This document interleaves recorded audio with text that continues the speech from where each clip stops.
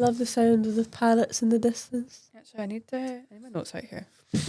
So, the last podcast episode we did, it was like a fever dream to me. I don't remember actually filming it. I don't either. I remember listening. What was it? Oh, we did I'm an Asshole. Oh, so we did. And actually, people seem to like that one. People liked it, but I don't think everyone agreed with us. No. I think people thought we were the asshole. Maybe we are. But for those that are commenting, thank you. Please continue to watch, subscribe, and like. Welcome to the Knobs Pod. Welcome to Knobs Pod. I'm not feeling any better, and Laura, I think, might actually be starting to get sick as well. Mm-hmm. So I've been sneezing a lot. Join us. This episode we're going to be talking about our favourite things to do with autumn. Just kidding. Well, that's a good way to introduce the podcast, is the Boo Basket. This was Saphira's very clever idea because she's always on with the trends. Look what we made, you guys. Mm-hmm. So Saphira made herself a Boo Basket. And then I was like, oh my God, but we should give one of those away. I was going to bring it in and then be like, Boo Basket video, whatever, and then the excuse for making it was that I'd get to keep the stuff in the basket. And then I was like, what's a Boo Basket? So you're clearly more on socials than I am, doing your market research, which is good. Boo Baskets are so cute. We filled it with little autumnal treats. Well, explain to the people what a Boo Basket is. It's like a basket full of all of your favourite autumn pieces and cute things. Some people like fill them up with bougie things like Uggs, Stanley Cups, a blanket, cute stuff like that, and you give it to your boo during autumn. It's so cute. And me and Laura did one, and it's full of nail order goodies that are autumn themed and goodies from B&M. We've not worked out how much this is worth, but it's shit! Yeah, I should have included that in the post. How much it's worth? It's worth a lot because this collection alone is like over £100. All the stuff from B&M, so like we've got cute little pumpkin decorations in there, pumpkin spice latte candle, the basket itself, that was all £27. An unreleased product. It's not released yet. Yeah, plus the autumn harvest, the autumn winter palette, and then the unreleased cuticle oil. Can you see the unreleased product? I've hidden it a little bit, so you shouldn't be able to see it. But we'll do a little spoiler. It is something to do with pumpkins. It's so nice, guys. Go over to our Instagram and enter the giveaway right after you listen to this pod. Or while you're listening to it. I don't know. Can you multitask like that? Unless you're listening to it on your phone. Then do not leave. Unless you've got YouTube Premium, and then you can do two things at once. Yeah, don't leave the pod. Get YouTube Premium. I don't have it. Oh, best thing I've ever purchased. I think I need to get on it. You do. Because see adverts whenever I hear it on other people's phones, I'm like, it's too much. It's like 10 ads. Yeah, I just bought per video. And then also listen to YouTube Music, so I don't have to have like a Spotify or an Apple. I think I need to get on that. Yeah, it's 2 in 1. Yeah. So not spawned by YouTube. Oh yeah, we've been sponsored by so many different people on this pod. If anyone actually wants to sponsor us, please hit us up. Marketing at nailorder.co.uk. Our problem is with this pod is that there's so much stuff going on here all the time that there's no time to promote the pod. No. But anyway, we still like to do it, so it's our thing. One day we'll explode. Today's episode is based off of us being the assholes in the last podcast, and we're just here to do some brutal honesty and get real with you guys.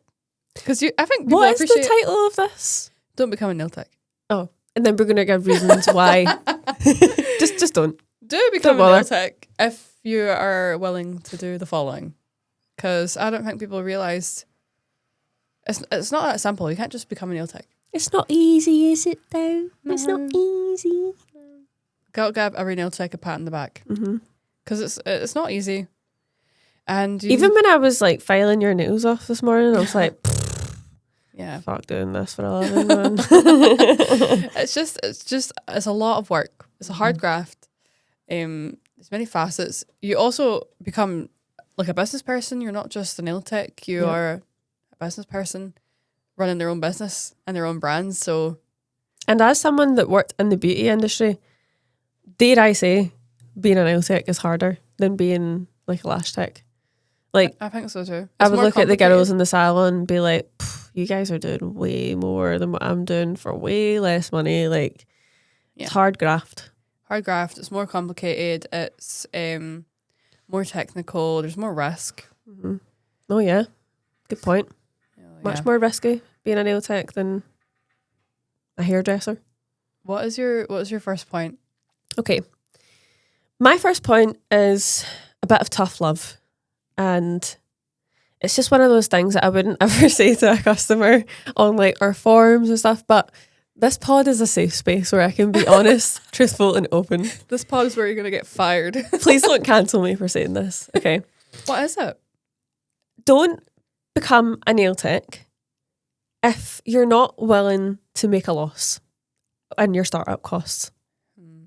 Now, I say this with peace and love because we get asked all the time about alternative lamps that you can buy with your... I thought you were playing footsie with me there. No, you're just playing with the cord under the table. Like, my legs are in a basket, they're crossed. I was like, love you too. My boo. My boo. Sorry. Continue. Anyway, back to me. What was I saying? You're talking about making a loss. Oh yeah. What lamp? I've got this lamp. Can I use that with your system or whatever? I want to get your lamp, but I can't afford it. I'm just starting out. Here is the tough love part. If you want to start a business, you have to, unless you're a nepo baby, like Donald Trump, you've been given a small loan of $1 million, you're going to start off your business making a loss. That is completely normal. You're going to be in debt when you start a business. That is the nature of becoming an entrepreneur. So true. People, I don't think a lot of people realize that it requires an investment. Mm-hmm. An investment typically means you lose money. Yeah. So whilst I appreciate that a lamp is, we'll say you're looking at the cheapest lamp, which is £139, the Lumi Spark. I appreciate that as an investment, like that is a lot of money, but you have to buy that. It would be like starting a band without any instruments. you have to do that to make the money. It's the most important piece of equipment. So that was such a stupid analogy, but it's important. I'm just imagining someone like starting a band and they're like, wait a minute. This is the drums. Has anyone got any spoons?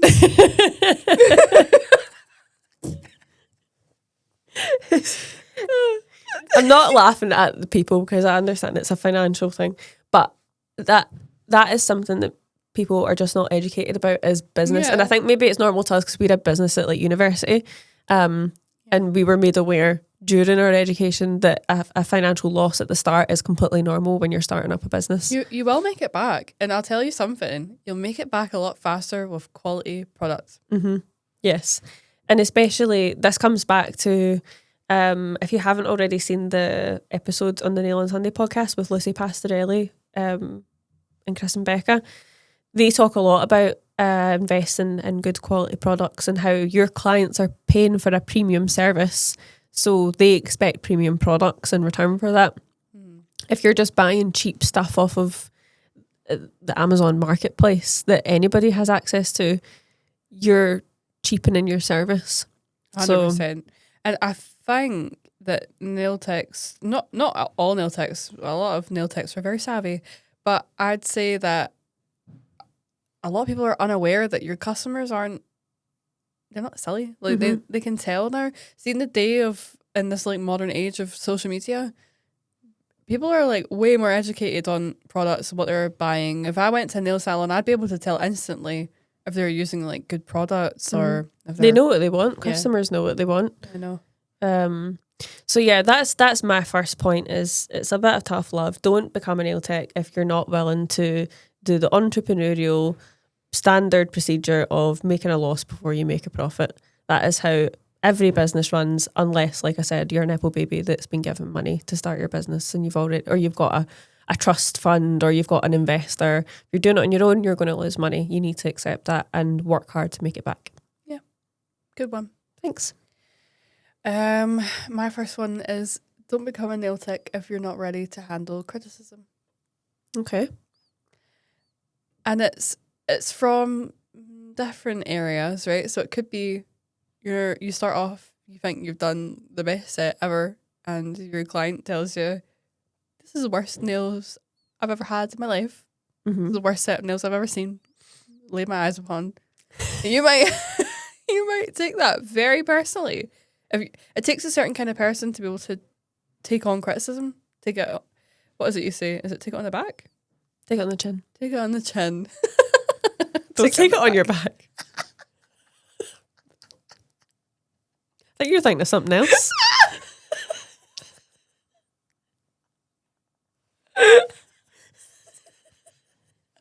Sorry, guys. Oh my god. I just realised how bad that sounded. Right, sorry. Take it on the chin. No, that sounds wrong too. Oh my god. Cancelled. You need to be ready to... What do you say to that? You just need to be able to handle criticism in a professional way. You could quite easily just say, no, that's really good work. But actually, you've just started out. You're probably not that good, actually. Mm-hmm. I don't know, if your client says to you, I don't like it, you need to have a professional response, like, what can we do about this? Not just like, oh, well. Problem solving, offering solutions, and not getting defensive and crying about it. Yeah. And it's very similar actually to learning how to drive, because when you learn how to drive, you're shite. You're really shite.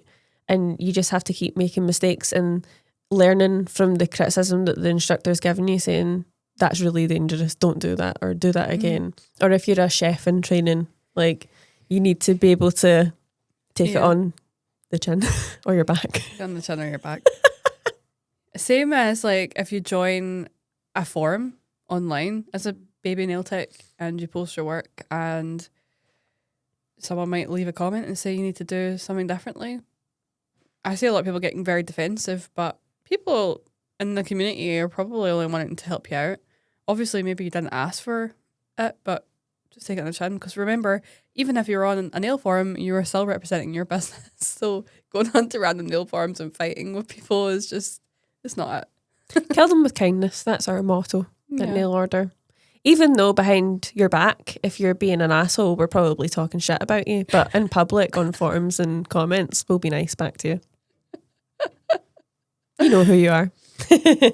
But yeah, I think that's a fair thing to say. Yeah. You need to be able to handle criticism. Mm-hmm. That's just a good life thing as well. Yeah. It's the only way you evolve. Mm-hmm. Because if you can't handle criticism, it says to me that you're stuck in a place and you're not willing to get any better. Mm-hmm. So you think you know better. Yeah, agree. Okay, my next point. Don't become a nail tech if you're just wanting to make a quick buck because you think it's easy. It's not easy. It's not easy, is it? It's a hard graft. Yeah, really, really difficult. It requires a lot of skill. And as I said in my first point, you're not going to make a quick buck. You're going to, if you do it properly, you're going to lose money. It's normal on average for businesses to make a loss in the first year, at least. Sometimes more than that. So don't think I'm going to start this and I'll be on £200 a day and making an absolute fortune. That's not going to happen. You're going to need to refine your skill. You're going to need to invest in a lot of education and work to get the clientele. You're not just going to be a nail tech. You're going to be a social media marketer. You're going to be an admin, an accountant, a cleaner, all of these things. It's really difficult. It is.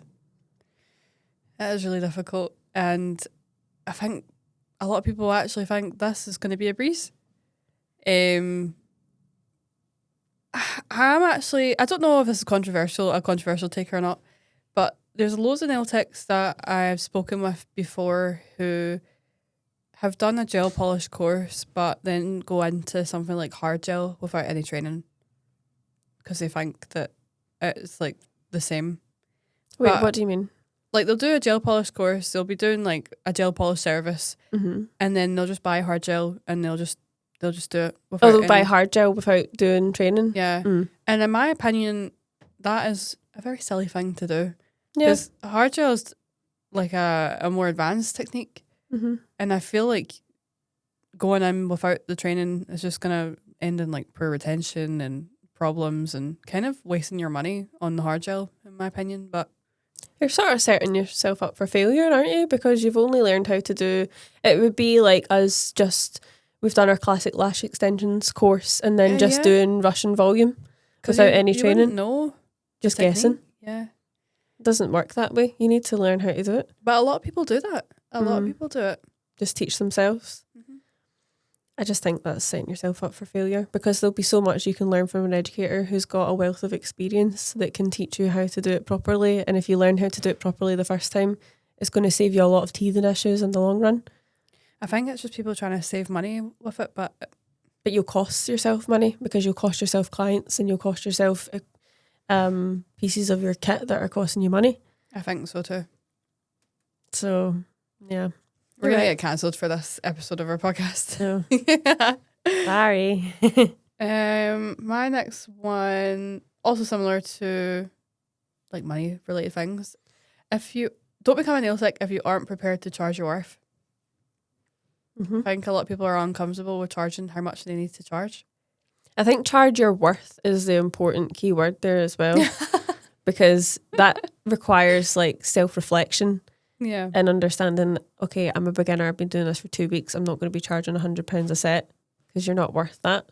But if you've been a well-seasoned nail tech that's been in the industry for 10 plus years and your education's all up to scratch and you know exactly what you're doing, all of your nails are pristine, perfect, then yes, you can be charging £100 for a set of nails. So, because that is what you're worth. Yeah. You can't be charging like £25. No, no way. Use our pricing calculator if you're not sure. Mm-hmm.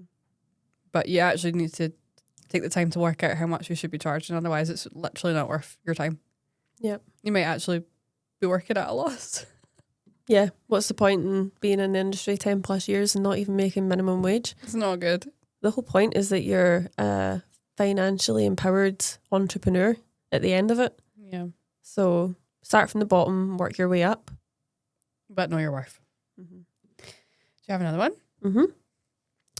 Don't become a nail tech if you don't like to learn. If you're not somebody that likes to get engrossed in learning and doing courses and expanding your knowledge, especially when it comes to things like science, because unlike a lot of industries in the beauty industry, nails is very science-based. You need to know about nail anatomy. Of course, you need to know about anatomy for any beauty treatment, but you also need to know about chemistry as well and the makeup of the products that you're using because they are skin sensitizers. So if they're used incorrectly, they can really cause damage to the client. Yeah. There's so much information surrounding nails to the point where I feel like I learn something new every single day. Yeah. But you need to enjoy that process of learning to be a nail tech. Yeah. If it's something that you can't be bothered doing and you don't like learning, then don't become a nail tech because things change and the industry evolves all the time. So much. Even in terms of things that are trending, like nail trends and things. You can be stuck like in the past doing, I don't know, what's a really old nail service that no one gets anymore. A cuticle dot, I don't know. So it's so important to like just keep on top of it and keep learning. If something like that is going to scare you, especially like when it comes to allergies and things, equipping yourself with the knowledge is like the number one thing to do. If you're not going to do it, you are just going to be scared. Yeah. Of performing any service. Learning how to do your own research, like academic research, is really important. And I don't mean like going onto crazy nail forums with crazy people that spread misinformation. I mean like actually doing proper scientific research, reading books, doing courses, especially accredited ones. You could also like watch videos on like YouTube from experts. Yeah. It doesn't need to be like so. You don't have to read a novel. No, you don't have to, but like stuff like that, like not like a paper book, but like like the Nail Knowledge website. They have loads and loads of blog posts on there from scientists that are explaining the processes of what's going on with the nail chemistry. So if you're just somebody that doesn't like reading stuff like that, then you might find yourself struggling to understand these things. I think so as well. It's a good point, to be fair, because it's not something you really think about when it comes to nails, but it's really important. But I get it. Like, you've got a lot to do. Yeah, because you're the nail tech and the accountant and the the social media manager and the cleaner, as you said. But I just think being willing to learn and wanting to learn and having a passion for learning about the industry will make you better than people that aren't, because you'll have a newfound confidence that maybe other nail techs don't have, because they're just doing sort of bog standard work without any understanding of what it is that they're using. Agree. But it's just my opinion. That's my opinion. That's because it's my opinion. But yeah, that was my last point. Don't become a nail tech if you don't like to learn. The next one is, don't become a nail tech if you aren't able to set boundaries for yourself or other people. Mm-hmm. Don't become a nail tech if you're not able to set boundaries with others. That's what I mean. And what I mean by that is, like, especially if you work from home or a home salon, what are your rules for people coming into your house? Do you have your address available, like, online? Do you let them bring your children and let the children play with your children's toys? We're back. Do you have a cancellation policy? Do you consider all these different things? Because you need to when you're a nail tech, and you need to be comfortable with putting them in place and not just letting people walk all over you and disrespect your policies and your boundaries and etc. etc. Mm-hmm. So don't become a nail tech if you can't do that. Mm-hmm. It's very hard to do that, but it comes with practice. Comes with confidence as well. Just something that you learn with time. Yep. And my other one is, and I don't know how to word it. Okay. But it's the thing I was telling you earlier about men. Oh yeah, don't become a nail tech if you've got a husband that is controlling. Okay, no, that was a bit mean.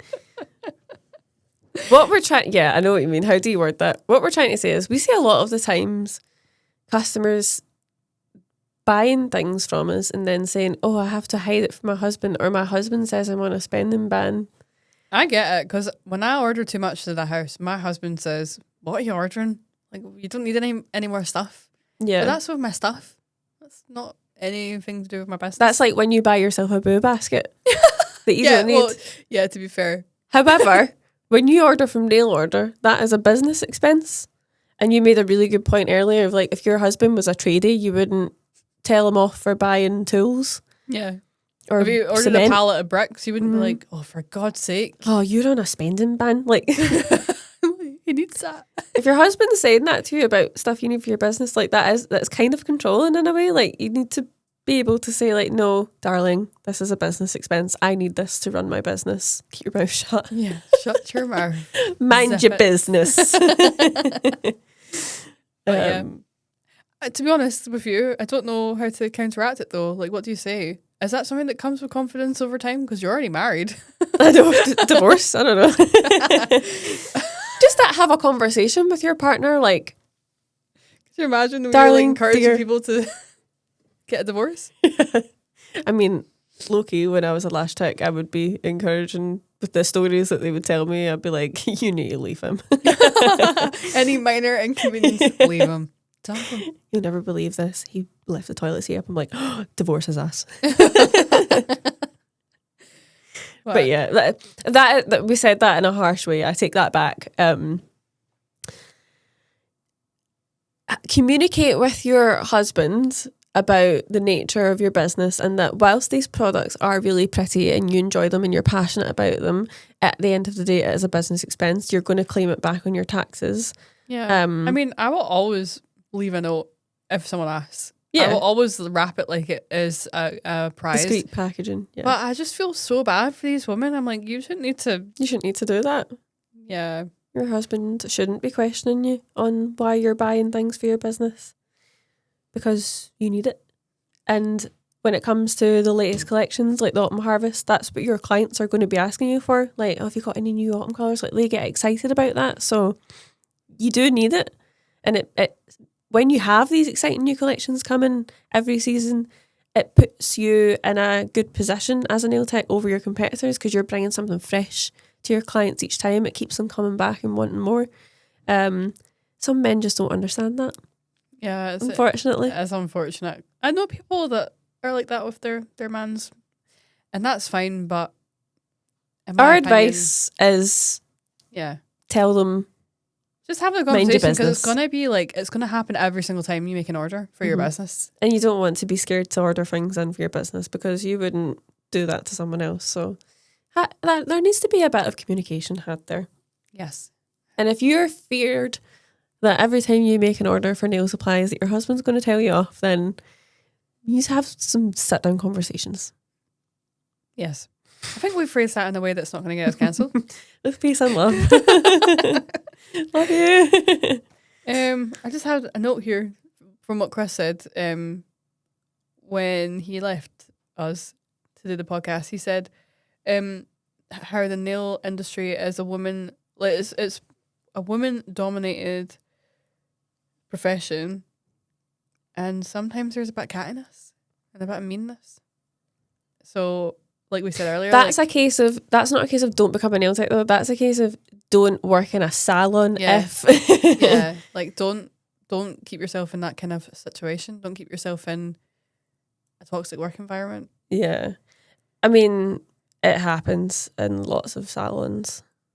Yeah, it's just like the beauty world sometimes, unfortunately. Not all salons. There's a lot of salons that are full of really nice people. But if you're worried about that, about maybe not getting on with people, or maybe you've got quite a strong personality that people clash with a lot, think about getting a studio space for yourself or working from home. But also just think about, like, don't be scared to stick up for yourself. Mm-hmm. But it's hard when you go into a place and then you hear people talking and you're like, oh, I don't align with your views and your values, and you've already moved your stuff in, and it's like, all your clients are lighting the area, you know. So that's a difficult one. But most importantly, be the nail tech you want to see in the world. Be nice. Support. Goodbye and good luck. Goodbye and good luck. No, be nice. Like, support other nail techs. Yeah. Kill them with kindness. Yeah. Because you need friends in the industry that are doing the same thing as you. That's really important. I think so as well. We talked about this on previous episodes, like why it's good to befriend other people in the industry. Yep. So go watch those. Yeah. Go watch all the other episodes if you haven't already. I think we're done. So goodbye and good luck. So random. The end of that episode, I literally was like, huh? Is that really how I signed off? That's just a new thing. Make sure to like, subscribe, and who are they going to tell about the podcast? The new carpet men that have moved in across the street. Carpet men? Oh, the flooring people? Yeah. Yeah. Tell them. The flooring men. Whoever is across from you in your street, tell them about the Knobs Pod. Yeah, your neighbour across the way. Yep. And make sure you enter our giveaway on Instagram for the boo basket. Yay! See you in the next one, guys. Bye. Bye. Goodbye and good luck. Goodbye and good luck.